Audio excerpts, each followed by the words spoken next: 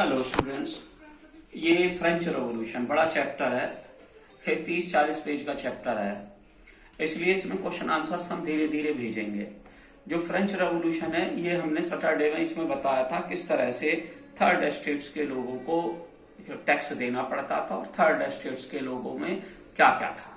उनके पास में जो लैंड थी वो 40% थी और 40% के अलावा भी मैंने आपको ये बताया था कि जो उन्हें लड़ाई के लिए हमेशा जो सोल्जर्स थे वो प्रोवाइड कराने पड़ते थे, क्योंकि मैंने कल परसों आपको ये बताया पहले वाले लेक्चर में कि जो फार्मर्स हैं या पीसेंट्स हैं या रूरल एरिया के लोग हैं वो ही मोस्टली सेना में भर्ती होते हैं और फिर उनको फोर्स किया जाता था। मैंने आपको ये भी बताया किस तरह से लगातार जो फसल थी वो फेल हो रही थी और लोगों को इसके बाद भी टैक्स देना पड़ता था और टैक्स बढ़ाने की डिमांड लगातार बढ़ रही थी।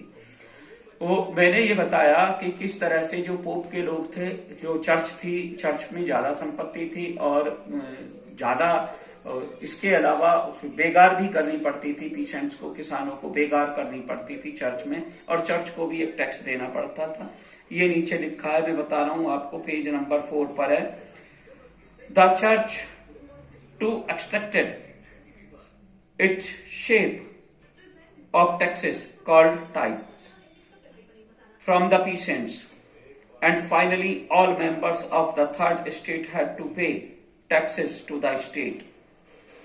These included a direct tax called tails and a number of indirect taxes which were levied on articles of everyday consumption like salt or tobacco. The burden of financing activities of the state through taxes was borne by the third estates alone.